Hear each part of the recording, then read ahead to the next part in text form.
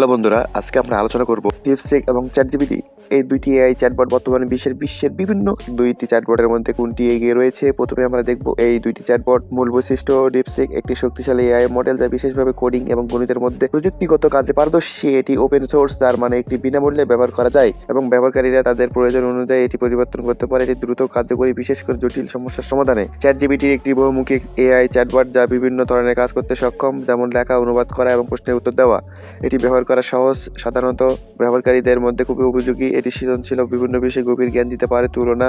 এখন আমরা এই দুইটি চ্যাটবটের মধ্যে কিছু গুরুত্বপূর্ণ আলোচনা করব এবং উপকারিতা কি রয়েছে। ডিপসিক প্রযুক্তিগত কাজে বেশি পারদর্শী, বিশেষ করে কোডিং এবং গণিতের জন্য সবচেয়ে গুরুত্বপূর্ণ। এই এআই চ্যাটজিপিটি সাধারণ ব্যবহারকারীদের মধ্যে বিশেষ উপযোগী, যা বহুমুখী কাজ করতে পারেন। খরচের দিকে বলতে গেলে চ্যাটজিপিটি পিছিয়ে রয়েছে ডিপসিকের দিকে, কারণ ডিপসিক ওপেন সোর্স হওয়ার একটি বিনামূল্যে ব্যবহার করা যায়, কিন্তু সেখানে চ্যাটজিপিটির কিছু উন্নত ফিচার্স এবং সাবস্ক্রিপশনের প্রয়োজন।